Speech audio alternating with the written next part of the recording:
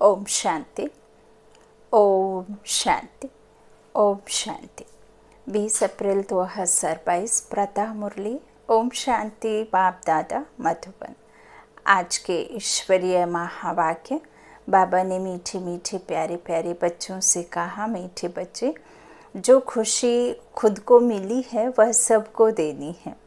तुम्हें सुख शांति बांटने का धंधा करना है। प्रश्न है, तुम बच्चों को इस बेहद ड्रामा की हर सीन बहुत ही पसंद है, क्यों? उत्तर में बाबा ने कहा, क्योंकि स्वयं क्रिएटर को यह ड्रामा पसंद है। जब क्रिएटर को पसंद है तो बच्चों को भी अवश्य पसंद होगा। तुम किसी बात में भी नाराज नहीं हो सकते। तुम जानते हो यह दुख सुख का नाटक बहुत सुंदर बना हुआ है। इसमें हार जीत का खेल चलता रहता है। इसे खराब कह नहीं सकते। दिन भी अच्छा तो रात भी अच्छी। इस ड्रामा में जो भी पार्ट मिला हुआ है उसे खुशी से बजाने वाले बहुत मज़े में रहते हैं। इस बेहद नाटक की नॉलेज का सिमरन करने वाले सदा हर्षित रहते हैं। बुद्धि भरपूर रहती है। गीत है, हमारे तीर्थ न्यारे हैं। ओम शांति। वास्तव में स्कूल में कोई गीत नहीं गाए जाते हैं। यह पाठशाला है, फिर भी यहाँ गीत क्यों गाए जाते हैं? सतयुग में तो यह गीत नहीं गाए जाते हैं। अभी हम लोग बैठे हैं संगम पर, इसलिए भक्ति और गीतों आदि को लेकर उसका अर्थ समझाते हैं। मनुष्य तो अर्थ समझते नहीं। हम अभी ना यहाँ हैं ना वहाँ हैं, बीच में बैठे हैं और बीच में बैठना ही संगम युग है। तो इनका थोड़ा आधार लेते हैं। बच्चों को ज्ञान और भक्ति का राज तो समझाया गया है। गीतों का भी आधार लेकर ईश्वर समझाते हैं कि गीत यहाँ गाए जाते हैं और क्यों गाए जाते हैं। हमारे तीर्थ किस तरह से न्यारे हैं, क्योंकि हम चारों युगों का बुद्धि नेत्र से चारों धाम का यात्रा करते हैं। रूहानी यात्रा हमारी है। तीर्थ हमारे न्यारे हैं। संगम पर परमात्मा हमें सारे युगों का राज समझाकर बुद्धि से हम उसका चक्कर लगाते हैं। 84 का चक्र लगाती है। आत्मा का ज्ञान हमें मिलता है। अंदर बैठी देव आत्मा का हम चक्कर लगाते हैं। कैसे हम सतयुग में आना जाना, फिर कैसे त्रेता में आना, कैसे द्वापर में, कैसे कलयुग में। तो यह सब जो नॉलेज हमें परमात्मा देते हैं, उस नॉलेज को हम इस दिव्य चक्षु से देखते हैं, क्योंकि वहाँ तो यह ज्ञान जाता नहीं है साथ में। तो सारा ज्ञान की अनुभूति इस संगम पर ही बैठ कर के हमें अनुभव होती है। यही श्रेष्ठ योग बाबा कहते हैं, और हम ब्राह्मणों को भी बाबा ने श्रेष्ठ कहा। ब्राह्मणों का जो ऊंचाई है वो देवताओं से भी श्रेष्ठ है। अच्छा, बाबा कहते हैं इसलिए बैठ यहाँ समझाते हैं। इन सब का अर्थ भक्ति का राज तो समझाया गया है। तो आधार लेते हैं थोड़ा सा। इस समय तुम ज्ञान सुन रहे हो भविष्य के लिए, है ना। बाबा कहते हैं जो राज है ना भक्ति का, वो भी तो समझाया गया है ना। तो इस समय तुम ज्ञान सुन रहे हो भविष्य के लिए। भविष्य के लिए पुरुषार्थ कर कोई प्रारब्ध बनावे, ऐसा कोई मनुष्य नहीं है। तुम पुरुषार्थ करते हो भविष्य नई दुनिया के लिए। मनुष्य दान पुण्य आदि करते हैं दूसरे जन्म के लिए। वह है भक्ति और यह है ज्ञान। कोई कहते भी हैं ज्ञान भक्ति और वैराग्य सन्यासियों का है हद का वैराग्य, तुम्हारा है बेहद का वैराग्य। वो घर बार छोड़ देते हैं, लेकिन बुद्धि से छूटा कि नहीं ये कौन जानता है।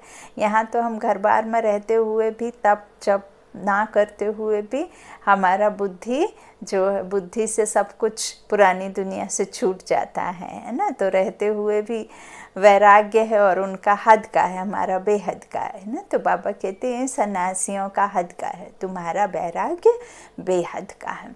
वो लोग घर बार से वैराग्य दिलाते हैं, दुनिया से नहीं। वह यह जानते ही नहीं कि तमो प्रधान जड़जड़ीभूत सृष्टि है, इनका विनाश होना है। क्योंकि कल्प की आयु बड़ी लंबी बना दी है, लाखों वर्ष कहने से ही कल्प लंबा हो गया तो और अधिक मूंझ गए है ना। युगों को इक्वल बांटा ही नहीं पाए। अब द्वापर का कृष्ण जो सतयुग का कृष्ण वो द्वापर में जा करके वो भी फिर गीता का भगवान, जो सतो प्रधान अवस्था में बालक रहने वाला, जहाँ कोई दुख का नाम ही नहीं है, उससे दुख की दुनिया में ला करके खड़ा कर दिया। और खड़ा किया सो किया, बाप की जगह बेटे का नाम डाल दिया गीता में, है ना। वो तो रचना है ना, बाप तो ऊपर है, उसे हटा दिया तो कितना मनुष्य मूंझ गया है ना। तो कल्प की आयु लंबी भी कह दिया, बाप बैठ समझाते हैं, बुद्धि भी कहती है यह बात तो बिल्कुल ही ठीक है। मुख्य बात है पवित्रता की, जिसके लिए वह घर बार छोड़ते हैं। तुम सारी पुरानी दुनिया को बुद्धि से भूल जाते हो, पवित्र बनते हो। पवित्र दुनिया में जाने के लिए तुम्हारी यात्रा है बुद्धि की, रूहानी यात्रा है, जो रूहानी पिता आकर करा सकता है और कोई करा ना सके। भल त्रिनेत्र सबका है, सदा से है, लेकिन वो त्रिनेत्र की समझ, त्रिनेत्र का ज्ञान त्रिलोकीनाथ ही आकर देते हैं, है ना। जिसे ही फिर बाबा ने तीसरा चक्षु ज्ञान का चक्षु कहा है ना, समझ का तीसरा नेत्र, जिसे ही फिर आत्मा कहा बाबा ने। बाबा कहते हैं तुम्हारी यात्रा है बुद्धि की, कर्मेंद्रियों से कहाँ जाना नहीं है, शरीर से नहीं जाना ना, तुम्हारा शारीरिक कुछ भी नहीं चलता। अभी हम रूहानी बाप के पास जाते हैं, वह जिस्मानी यात्राएं तो अनेक हैं, कब कहाँ जाएंगे कब कहाँ। तुम्हारी बुद्धि एक तरफ ही है, इसको अव्यभिचारी भक्ति कहें तो भी हो सकता है। तुम एक को याद करते हो, उन सबकी भक्ति है व्यभिचारी। अनेकों को याद करते हैं, तुम्हारी है अव्यभिचारी रूहानी यात्रा, जिसमें अनेक नहीं एक है। तभी तो फिर अद्वैत राज्य में जाएंगे। एकता में ही तो अखंडता है। अब एकता मिटी, खत्म हुई तो खंड हो गए, है ना। बाबा कहते हैं तुम्हारी है अव्यभिचारी रूहानी यात्रा, जिसमें हम जा रहे हैं वापस अपने घर। वो लोग निर्वाण धाम को घर भी नहीं समझेंगे, कहते हैं पार निर्वाण गया। तुम जानते हो वहाँ हम आत्माएं बाबा के साथ रहती हैं। हमारा जो रहने वाला असली घर, असली पिता, वो तो परम धाम शांति धाम है ना, जहाँ हमारा बेहद का बाप रहता है ना। और हम अविनाशी आत्माएं उस परमात्मा की संतान हैं। ये तो शरीर यहाँ मिला, यहाँ ही रह जाना है। तो हम आते हैं, अब इतनी करोड़ों आत्माएं, मनुष्य आत्माओं ने ये तन धारण किया है, तो कहीं रहती तो होंगी, है ना। तो शांति धाम, निराकारी दुनिया, एक है कारपोरियल वर्ल्ड और एक है इनकारपोरियल वर्ल्ड, है ना। दो हैं, जो एक जगह जहाँ हम ये साकार में रहते हैं, जो व्यक्त है ना, और एक है अव्यक्त। तो इस तरह से निराकारी दुनिया। बाबा कहते हैं बाबा के साथ रहती हैं आत्माएं, वहाँ के तुम हो। अभी बाबा हमको लेने के लिए आए हैं, वह समझते हैं हमें सब ईश्वर के रूप हैं। कितने शास्त्र आदि पढ़ते हैं, यहाँ तुमको वह कुछ भी नहीं सिखाया जाता है। तुमको तो इन कर्म कांड का भी संन्यास कराया जाता है। यह सब भक्ति के कर्म कांड है। जैसे प्रभु की गति मत न्यारी है, गतिमती न्यारी है ना बाबा की, तो पहले पहले तुमको अल्फ सिखाते हैं। अल्फ माना होता ही है बाबा, ईश्वर, भगवान। अल्फ कौन है? है ना। तो मैं आता हूँ तो तब मेरा नॉलेज देता हूँ मैं। तुमको मेरा पता कैसे चलेगा? मेरे द्वारा ही चलेगा। तो पहले पहले तुमको अल्फ सिखाते हैं, बाप खुद ही दलाल बनकर आते हैं। अल्लाह को याद करो, बेपरवाह बादशाह बनो, ऐसा करते ना। तो फिर अल्फ माना बाबा, तो वो खुद का दलाल बनकर आते हैं, गाते भी हैं, परंतु समझते नहीं हैं। तुमको कोई भक्ति से घृणा नहीं है, नहीं है बाबा, सच्ची नहीं है। कोई से भी घृणा नहीं आती है, जबकि जानते हैं कि ड्रामा बना हुआ है। हाँ, समझाते ज़रूर हैं कि रियलिटी उनको सत्य पता चले कि सत्य क्या है। बाकी ऐसा नहीं है कि जो भक्ति वाले हैं उनसे हम घृणा करेंगे। भक्ति तो हम भी ड्रामा में रहते करनी पड़ती है, करी थी। अब भल हम दूसरे तरीके से उस भक्ति को करते हैं, है ना, क्योंकि हम जानते हैं जो मंदिर में जड़ चित्र हैं वो हमारे ही है ना। तो हम होकर गए थे तो उनका ही फिर पूजन हो रहा है। हम पूज्य सो पुजारी बनते हैं ना। तो अब हम भक्ति काल में क्या करते हैं? हम अपने ही जड़ चित्रों का पूजन करना शुरू कर देते हैं, है ना, क्योंकि हम भूल भुलैया के खेल में है ना, विस्मृति में जाते हैं ना, और नीचे गिरते हैं तो उनको पूजने लग जाते हैं। जबकि जो एवर प्योर है, जो परमात्मा है, वो तो ऊपर में है। जब वो आकर ज्ञान दे, अपनी पहचान दे, तो फिर हम भक्ति से बाहर आए, ज्ञान में आए, तो भक्ति से वैराग्य हो। लेकिन भक्ति से घृणा नहीं है, कोई से भी घृणा नहीं आती है। भल कोई कैसा भी हो, जिसका जो भी ड्रामा हो, से घृणा नहीं करनी। सबका अपना पार्ट है, सबको अपना पार्ट मिला है, सब अपना पार्ट एक्यूरेट कर रहे हैं, समझा। हाँ, समझाते ज़रूर हैं कि इस पुरानी छीछी दुनिया को छोड़ना है, वापस जाना है। जब भक्ति में थे तो भक्ति से प्यार था कि नहीं था? गीत आदि सुनने से मौज आती थी, कीर्तन भी किया करते थे, ढोल मंजीरा भी बजाया करते थे, सिंदूर भी चढ़ाया करते थे, सब करते थे, व्रत भी रखते थे, है ना। तो मौज आती थी ना। अब समझते हैं वह तो कोई काम के नहीं थे, सुनने में कोई हर्जा नहीं है, परंतु जानते हैं यह भी भक्ति की एक्ट है। हमारा अब उनसे बुद्धि योग टूट ज्ञान से जुट गया है। ज्ञान और भक्ति दोनों को तुम जानते हो। मनुष्यों को जब तक ज्ञान न मिले तो भक्ति को ही बहुत अच्छा समझते हैं। ब्रह्मा बाबा ने खुद कितने लौकिक गुरु किए ना, 12 गुरु थे बाबा के, और बाबा खुद का चित्र तकिए के नीचे रख कर सोते थे। लक्ष्मी नारायण का चित्र रख करके तकिए के नीचे सोते थे। उनको क्या पता था कि मैं ही नारायण हूँ है ना। तो सबका यही हाल है। तो बाबा कहते हैं भक्ति को ही बहुत अच्छा समझते हैं। हम जन्म जन्मांतर भक्ति करते आए, कोई एक जन्म से तो नहीं। भक्ति से स्नेह बढ़ गया, क्योंकि अधिक से अधिक हम भक्ति में और इस तन में रहते हैं ना, ज़्यादा से ज़्यादा। तो इसीलिए फिर जास्ती से प्रेम हो जाता है। लेकिन छोटे से संगम युग में बाबा चढ़ती कला में, अब इस छोटे से कल्प में आपको इन सब से मोह तोड़ना है तो थोड़ा मुश्किल है ना। तो ऐसे तो नहीं कि एक क्षण में, टाइम लगता है, बाबा खुद टाइम देते हैं। तो इसी तरह बाबा कहते हैं भक्ति से स्नेह बढ़ गया है। अब हमारी बुद्धि में है यह दुख सुख हार जीत का बना हुआ ड्रामा है, रात और दिन का, है ना। तो उन पर रहम आता है, क्यों ना उन्हों को भी रचयिता और रचना का ज्ञान मिल जाए, है ना। इसलिए हम समझाते हैं तो बाबा का वर्षा पा सकें। जो खुशी अपने को मिली है वह दूसरों को देनी चाहिए। सिंध वृत्ति, विदेश में बिजनेस करने जाने वाले जब देखते हैं फलानी जगह धंधा अच्छा चलता है तो अपने मित्र संबंधियों को भी राय देते हैं कि फलानी जगह चलो, वहाँ कमाई बहुत अच्छी है। तुम जानते हो कि इस रावण राज्य में दुख ही दुख है। मनुष्यों को यह मालूम नहीं है कि ज्ञान क्या चीज़ है। मनुष्य होना ही माना मन पर काबू नहीं, है ना।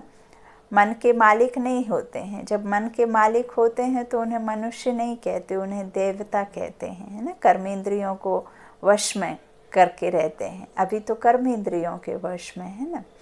तो जो करवाते हैं जिनसे हम, जो हमारे नौकर हैं उनके वश में, और जब हम वश में नहीं रहते हैं तो हम श्रेष्ठ रहते हैं, है ना। तो श्रेष्ठ कर्म बनता है। अभी हमारा कर्म भ्रष्ट, धर्म भ्रष्ट सब कुछ है ऐसे ही, है ना, तमो प्रधान में है ना। तो इस तरह जो दुख ही दुख है यहाँ। और बाबा कहते मनुष्यों को यह मालूम नहीं है कि ज्ञान क्या चीज़ है। साधु संत भी नहीं जानते कि इस ज्ञान से स्वराज्य मिलता है ना। स्वराज्य होता ही है अपने कर्मेंद्रियों पर जीत पहनना, है ना। विक्रमाजीत किसे कहते हैं? जो विकारों पर जीत पहने, तो स्वराज्य मिलता है। अब लक्ष्मी नारायण कौन वरेगा? जो बिल्कुल कर्मातीत, एकदम परफेक्ट, 16 कलाओं संपूर्ण निपुण कर्मेंद्रियों में बिल्कुल विजय प्राप्त कर लेना, काम जीत, विक्रमाजीत बन जाना, है ना। उनको ही तो फर्स्ट प्रिंस प्रिंसेस बनाते। तो स्वराज्य मिलता है ना। आत्मा लक्ष्मी को वरती है, आत्मा नारायण को वरती है ना। स्व पर राज्य प्राप्त करना, यह सब कोई जानते नहीं। पूछते हैं इस ज्ञान से क्या प्राप्ति होती है, तो लिखा जाता है शांति और सुख दोनों मिलते हैं, सो भी अविनाशी। किसको सुख शांति का धंधा हाथ आ जाता है तो फिर उसमें ही लग पड़ते हैं। हाँ, जिस्मानी सर्विस भी कुछ समय के लिए करनी पड़ती है, ज़रूरी है शरीर निर्वाह के लिए, और शरीर ही तो आधार है परमात्मा तक जाने का, तो उसका भी ख्याल रखना पड़े। लेकिन जितना ज़रूरत है उतना करने का, समेटने का नहीं, इकट्ठा करने का नहीं, है ना। तो इस तरह से जिस्मानी के लिए भी कुछ समय देना पड़ता है सर्विस के लिए। सत्संग का टाइम भी सुबह और शाम होता है। माताओं को घर का बंधन रहता है तो उन्हों के लिए फिर दिन का टाइम रखा जाता है। सुबह का टाइम सबसे अच्छा है, फ्रेश माइंड होता है। जो सुनते हो उनको फिर धारण कर उगारना है। उगारना वो करते हैं ना, जो गाली करती है गाय, खा लेती है फिर मुंह से पीसती है ना, उसे जो गाली करना कहते हैं। तो धारण करना फिर उसे उगारना है। दुनिया में किसको मालूम नहीं कि निराकार परमात्मा भी पढ़ाने आते हैं। भगवान उवाच, तुमको राजयोग सिखलाकर नर से नारायण बनाता हूँ। यह योग बड़ा नामी ग्रामी है, जो हमें देता है उसी से जोड़ते हैं खुद आकर, है ना। मनुष्य विनाशी धन का दान पुण्य करते हैं तो राजाई घर में अच्छा जन्म लेते हैं। यहाँ तो तुम 21 जन्म का वर्षा पा रहे हो। कहते हैं ना, कोई बहुत रॉयल फैमिली में रहता है तो कहते हैं इसने बहुत अच्छे कर्म किए होंगे, देखो कितने रईस घर में जन्म लिया। कोई अच्छे चरित्र वाला होता तो कहते हैं बाबा इनके तो बहुत ही मोती चुगाए होंगे, तभी तो इतने अच्छे देखो संस्कार हैं बच्चे के, है ना। कितना मतलब सत्कर्म में रहता है, कितनी अच्छी चाल है इसकी, कितने अच्छे चलन है, ऐसे कहते हैं ना। तो इसे ही तो रॉयलिटी कहते हैं ना। तो पापा कहते हैं अभी तो तुम देखो योग जो है बड़ा नामी ग्रामी है, और वो तो जो है विनाशी धन का दान पुण्य करते हैं, लेकिन तुम तो राजाई उस समय जब वो दान पुण्य करते हैं तो अच्छा जन्म लेते हैं। यहाँ तो तुम 21 जन्म का वर्षा पा रहे हो, तुम सब कुछ दान करते हो। असल में 21 जन्म का वर्षा, और कई मनुष्य आत्माएं सोचते हैं अरे क्या है 21 जन्म का, जब मरेंगे तब देखा जाएगा, तब मिलना होगा तो मिल जाएगा, नहीं मिलना होगा तो नहीं मिलेगा, अभी तो सुख पालें जो हमारे पास है। ऐसे करके भी फिर परमात्मा की बातों में क्वेश्चन मार्क आ जाता है। ईश्वरीय महावाक्यों को वो ऐसे ही ले लेते हैं, है ना, लाइक दैट, तो फिर नीचे गिर जाते हैं ना। बाबा कहते हैं अब यहाँ 21 जन्म का वर्षा पा रहे हो, तुम सब कुछ दान करते हो 21 जन्म के लिए, वो भी सिर्फ बुद्धि से। फिर कोई भी पद पाने के लिए पुरुषार्थ नहीं करना पड़ेगा, पद फिक्स हो जाता है। अभी तुम अपना वर्षा बाप से ले रहे हो, इसलिए बाबा कहते हैं अच्छी तरह पढ़ो तो जन्म जन्मांतर राजा बनोगे। राजा बनो पहला जन्म मिलेगा ही ऊंच, प्रजा को भी ऊंच मिलता है। राजाई में दास दासियां आदि सब है, सब चाहिए। ऐसा नहीं है कि सिर्फ महाराजा महारानी से पूरा चल जाएगा राज्य, है ना, और भी चाहिए, दास दासियां चाहिए, महलों में चाहिए, बाहर चाहिए, अंदर चाहिए। जितना पढ़ेंगे महादानी बनेंगे उतना उच्च पद पाएंगे। बाबा भी महादानी हैं, सबको साहूकार बना देते हैं, सुख और शांति का वर्षा देते हैं। पहले पहले सुख में ही आते हैं, सभी सुखी रहते हैं, क्योंकि पहला समय तमो प्रधान नहीं होता ना, सतो प्रधान, फिर रजो, फिर तमो में आते हैं। 3 स्टेजेस होती हैं, आत्मा की भी 3 स्टेज होती हैं, रजो तमो, और पहले सतो, फिर रजो, फिर तमो, है ना, सतो प्रधान। और आत्मा तो है ही निराकारी, बिल्कुल एकदम प्योर, है ना, अविनाशी। फिर जब वो ड्रामा में आती है तब उसके स्टेजेस चेंज होती है ना। तो 3 स्टेज उसकी भी होती हैं, आदि मध्य अंत में आती है ना। तो सतो रजो तमो में पार्ट आता है, तो सबका ही है। एक कपड़ा भी होता है, उसकी भी 3 स्टेज होती हैं, भले उसमें जीव नहीं होता लेकिन उसकी भी होती है ना। धुलते धुलते भी वीक होता है, फिर एकदम फट जाता है ना। ऐसे हर चीज़ की होती है, इवन पेड़ पौधों की भी वो स्टेज होती है। बाबा कहते हैं पहले पहले सुख में, है ना, तो तब पहला समय सतो प्रधान, फिर रजो, फिर तमो में आते हैं। उनका पार्ट अपना और हमारा पार्ट अपना है। जो इस धर्म के हैं उनका ही सैम्पलिंग लगता है। तुम जब संपूर्ण बन जाएंगे तो छट जान जाएंगे कि यह हमारे धर्म का है व नहीं है ना। क्योंकि बुद्धि इतनी शार्प हो जाएगी, बाबा के साथ रहते रहते बाप समान जब कर्मातीत अवस्था हो जाएगी तो झट समझ जाएंगे कौन किस बिरादरी का। तुम बच्चे सबको समझाते हो कि बाप नई दुनिया रचते हैं, तो भारत को ही वर्षा मिला था, फिर गुम हो गया। ड्रामा अनुसार वर्षा लेना भी है तो गंवाना भी है। यह चक्र चलता रहता है। इस समय हमने वर्षा गंवाया है, अब फिर से ले रहे हैं। लक्ष्मी नारायण के राज्य का किसको भी पता नहीं है, इसलिए पूछा जाता है कि लक्ष्मी नारायण को यह राज्य कब और कैसे मिला। जैसे उन्होंने कृष्ण को आगे लक्ष्मी नारायण को गुम कर दिया है, और हम फिर लक्ष्मी नारायण को आगे रख कृष्ण को गुम कर देते हैं। लक्ष्मी नारायण तो है ही सतयुग के नारायण, वाच तो हो ना सके। बाप कहते हैं मैं आता ही हूँ संगम पर। लक्ष्मी नारायण ने जरूर आगे जन्म में संगम पर ही राज्य लिया है। लक्ष्मी नारायण ही 84 जन्म भोग अब अंतिम जन्म में है।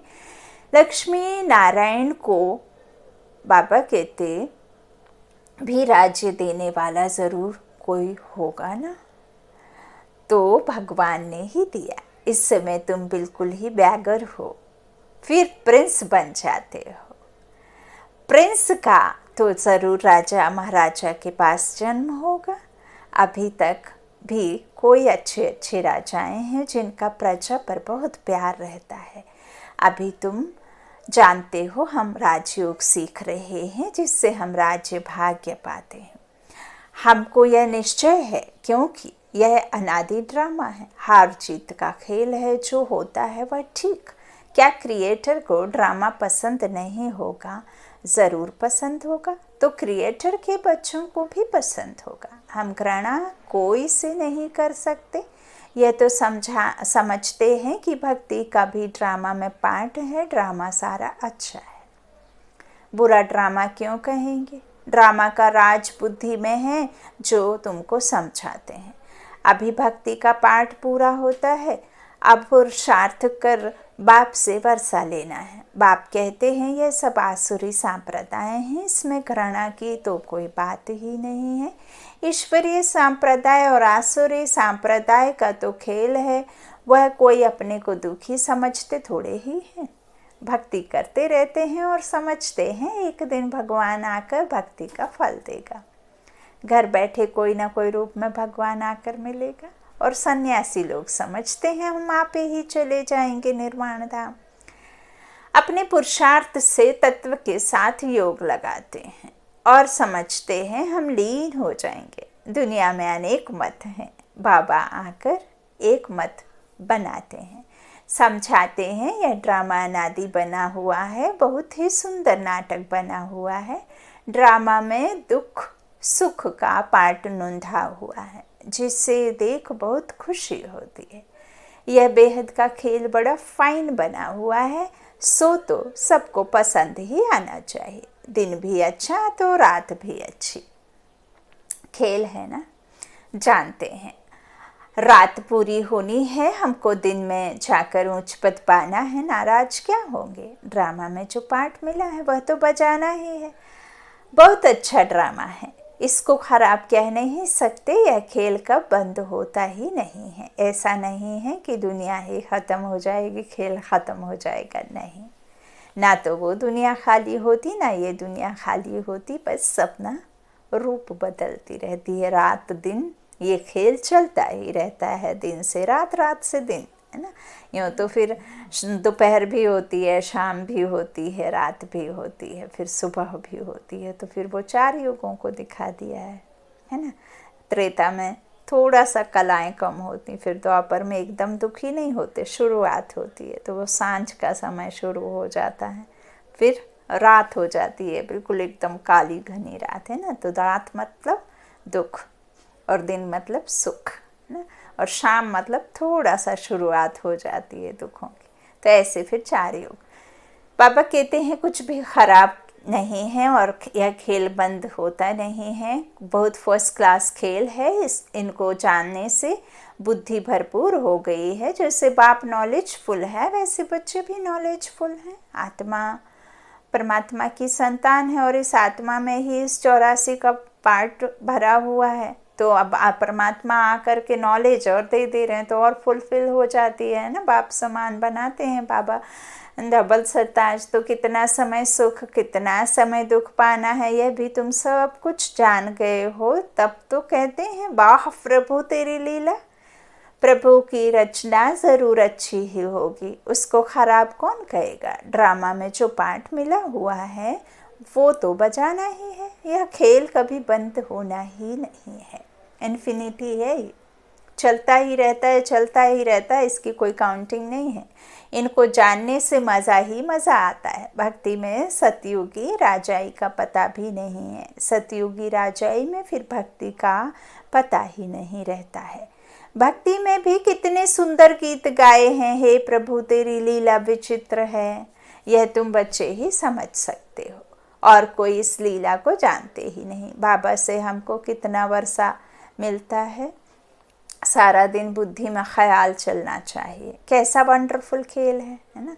हनुमान जी के लिए गीत है ना, बेगी हरो हनुमान महाप्रभु, जो कछु संकट होए हमारो, कौन सो कष्ट है मोर गरीब को, जो तुमसे नहीं जात है टारो।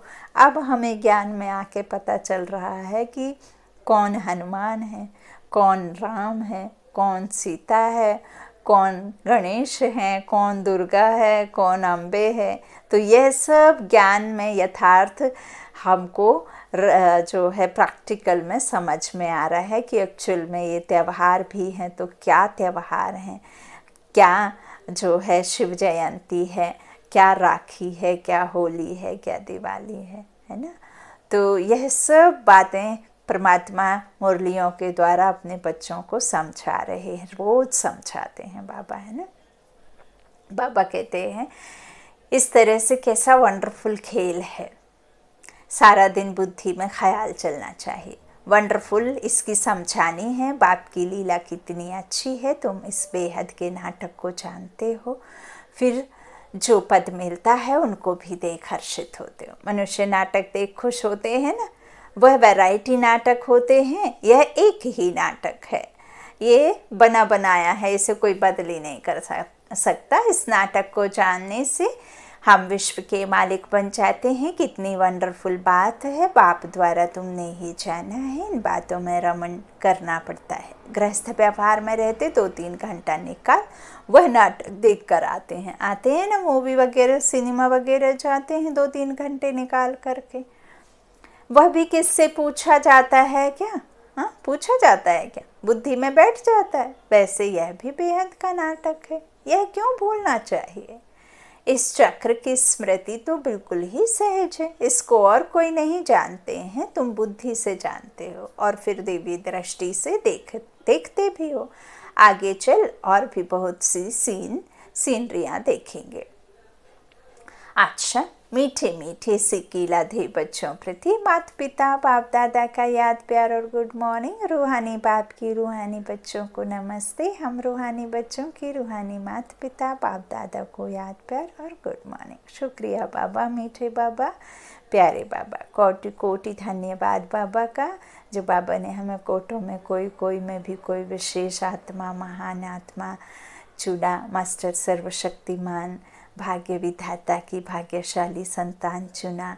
पाना था सो पा लिया, पाने को क्या बाकी रहा। अब मालिक ही हमारा हो गया तो अब मालिक पना क्या दिखाना, है ना। अब मालिक ही जब हमारा है